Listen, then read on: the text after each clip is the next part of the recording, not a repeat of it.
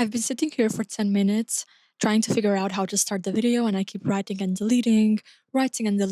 And the honest answer is honestly, there's no perfect way to start. So I'm going to start it anyway. Welcome back. And if you're new here, I'm Selma. I'm a creative technologist and I work at the intersection of nature, AI, and design. And right now, I'm in the middle of building a digital antidote to burnout, to stress, to this overwhelming world we're living in with so much data and information every day. If you watched know when it started it and you know about the concept, so I'm not going to spend 10 minutes here trying to re-explain it. So I'm going to talk more about the progress. And this video is a next follow-up for the documentation and station trying to get informations here and there, also with the help of AI.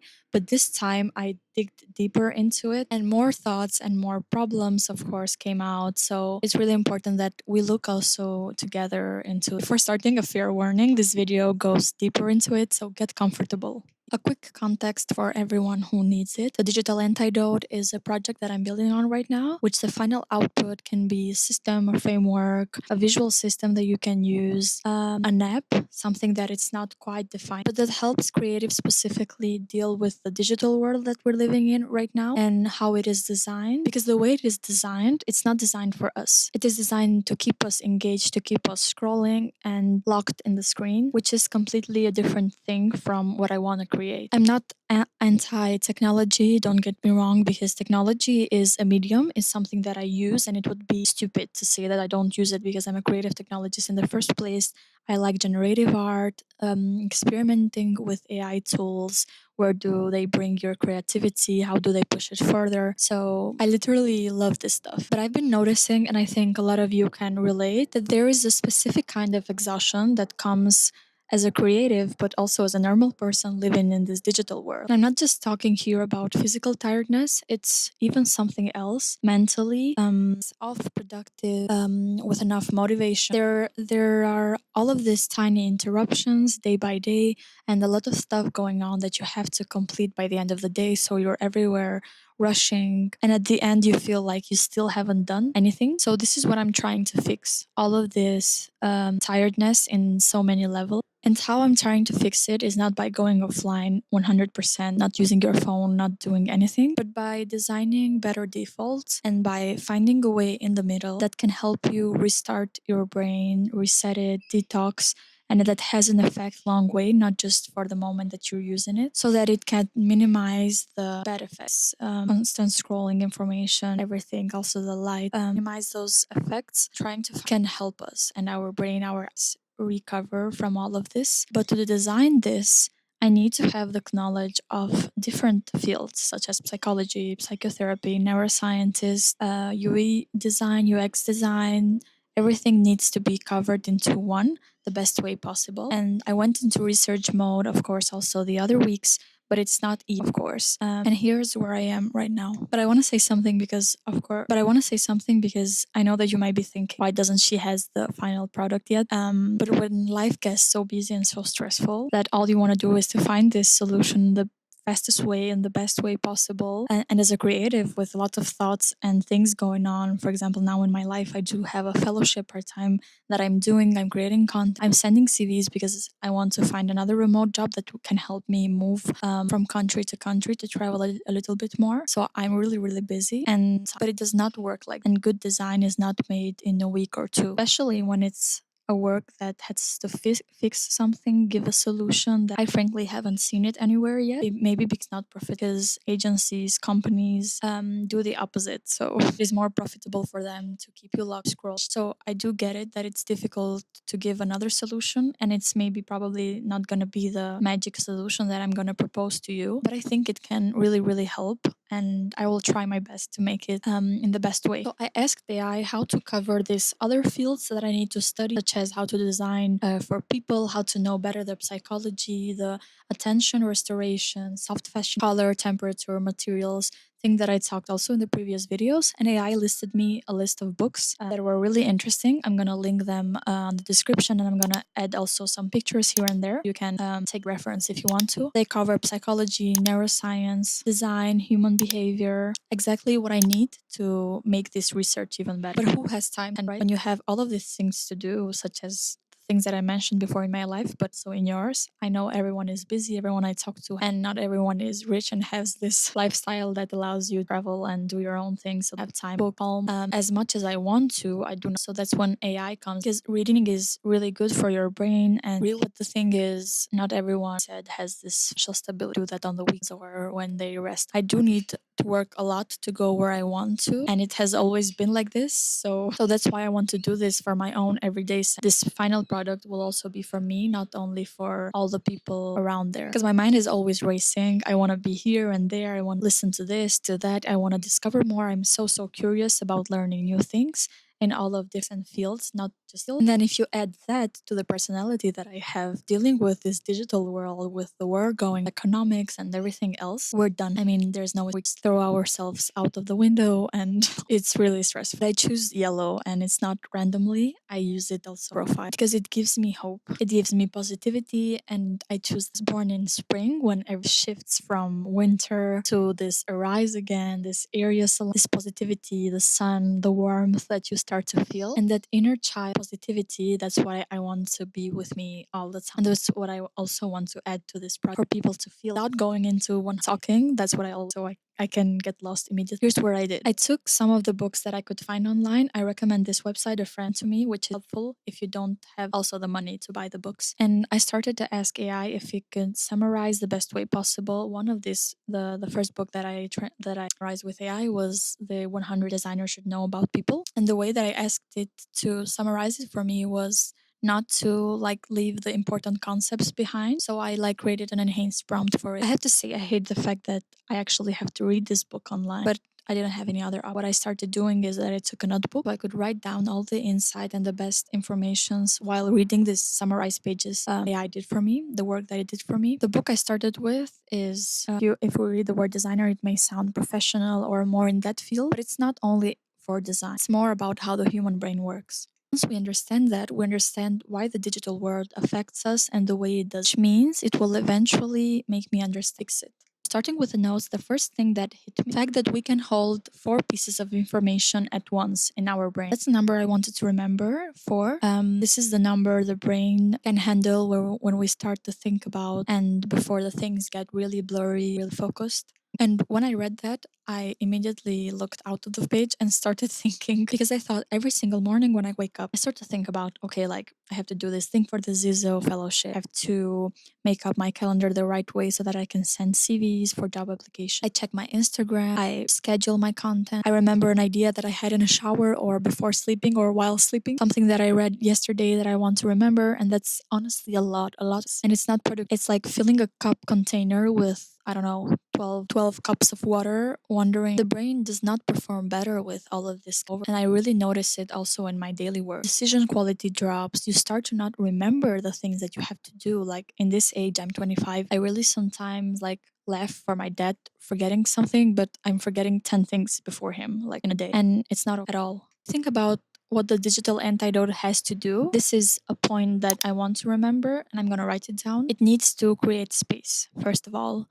Actual cognitive before I start engaging with the daily informations that I have the task that I have to do daily. I need to offload what's already in there into some external way, get it out of these 4 slots and make room for it. The second thing is that the brain is wired for contrast and novelty, but it also needs predictable rhythms to feel safe. And this is also one really important thing to understand why internet it is the way that it is. Novelty is a neurological trigger. New information means new dopamine, new images, new sounds, new faces.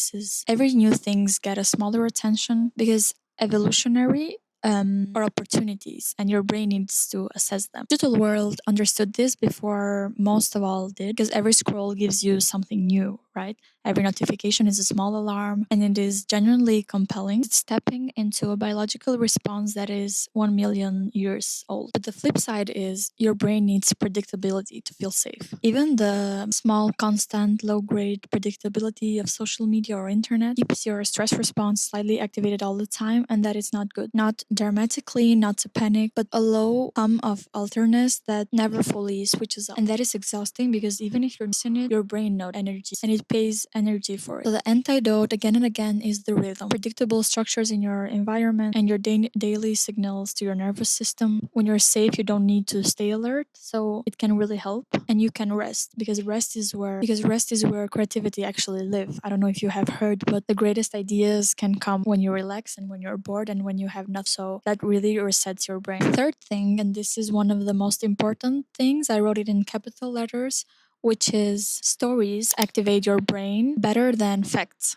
Information comes to us as a list or a statement. It gets processed in a very limited part of the brain. And when the same information comes embedded in the story with a character, a situation, multiple regions of the brain activate sensory cortex, motor cortex, the emotional processing, the memory formation. Sorry, you start to feel this information, you process it, and you remembered it almost 22 times more than the information delivered without this type of narrative. And it's 22 times. So that is really, really important. So focus on story, not just facts. And this changes how I am also thinking about the digital antidote because people will not just say, okay, that's interesting, but let's move on, but actually use this system. And to do that, in order to do that, they need to feel it first the same way. You need a story, which is exactly what I'm doing this. And when I'm documenting all the process behind, I'm not teaching you anything. And your brain is coming along for this ride. Fourth one is again color, how much it affects our cognitive load, our mood, our creative thinking. And it's not just decorative, but it's functional. Warm colors and yellow again specific. It contributes in this sense of openness, mental activation to the new ideas that we have, to the creativity, and an expansion sense of possibility that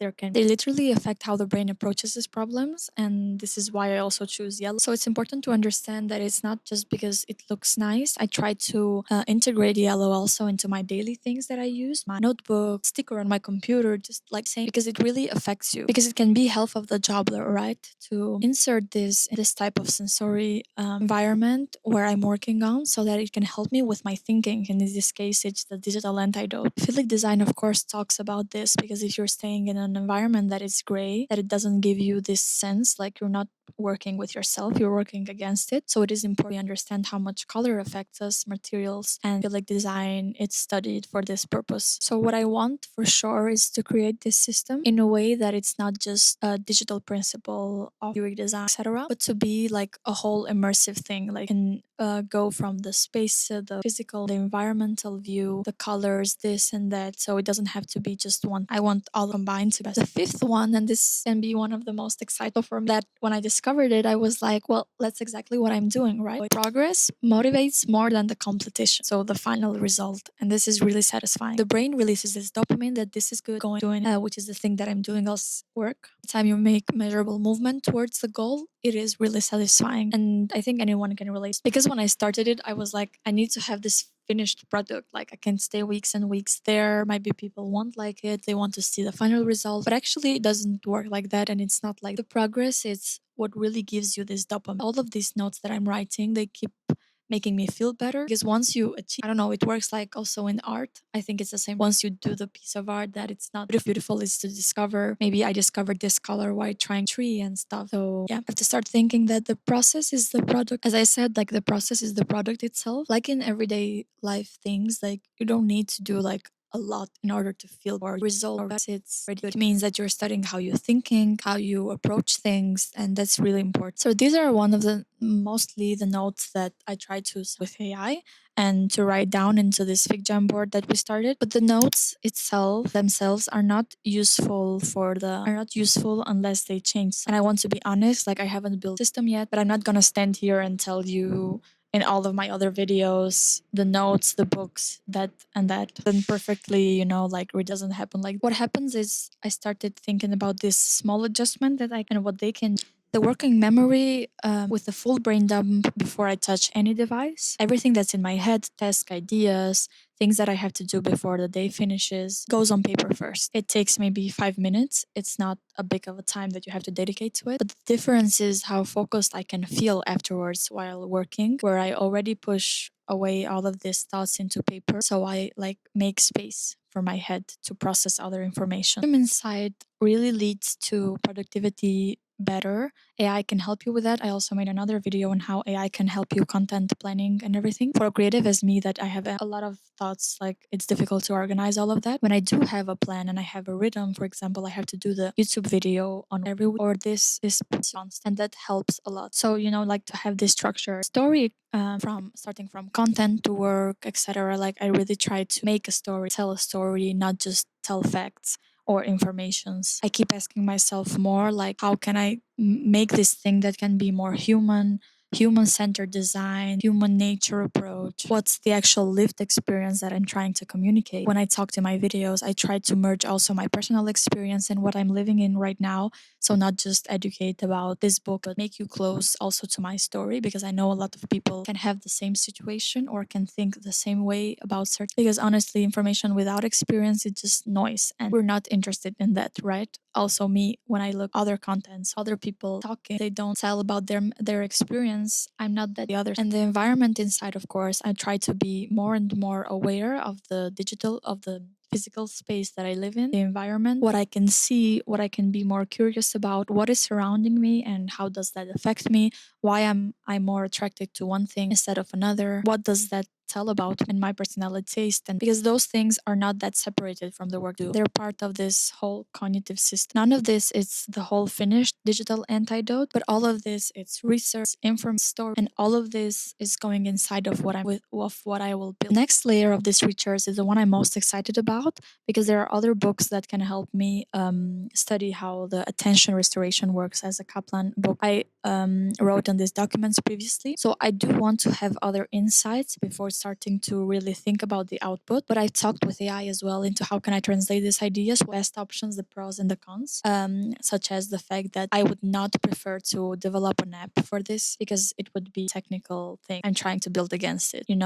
But the thing is, I cannot build something different from what already exists, because then the brain would immediately reject it. So I have to stay to the things that people are habitual, because that is studied, that it works this way. So I have to find a way in the middle of what this digital output can be. I think that is what I'm going to try to understand better in the next time. What can the output be? And then try to wrap it up all together. Start to really put down and starting to this output. But right now, what I would like from you is also to give me your opinions, your ideas on what develops more your creative energy. When do you feel more energetic? What are the things that you start noticing that take away a lot of your time, and the things that you don't want to keep doing anymore? And what's the mostly like one number thing that gives you this burnout over exhaustion feeling? Because the system I'm trying to build for is for real people, not for robots. And the more I understand how it actually works and different people's insight, it would help me even more to develop this antidote for all of us. So that's where I am right now. This is the third video that I make, so the third week that I try to write things down and take new insights of what it can become in the future, the shape that it will take, everything from it. And I'm really curious and I'm really interested in how it would look like in the end, and how it will effectively change people's life and try to like reset their brains from all of this overload, exhaustion, information that we have daily. If you're new here, subscribe and you will see a new video every Wednesday at 6 p.m. CAT. And if you're being here since the beginning, then I thank you a lot. Actually, if you're watching this really means genuinely a lot to me, because it means that we are positive in the future, and more people are interested into developing a better future for all of us, where we can focus more on ourselves and let AI do the things that can give us all this overload. In the meantime, I recommend you choose yellow as I do. Choose the things that keep you moving. Choose these little changes that you can add into your daily routine, and be kind to yourself of what you're doing and what you're not actually doing yet. Ciao ciao.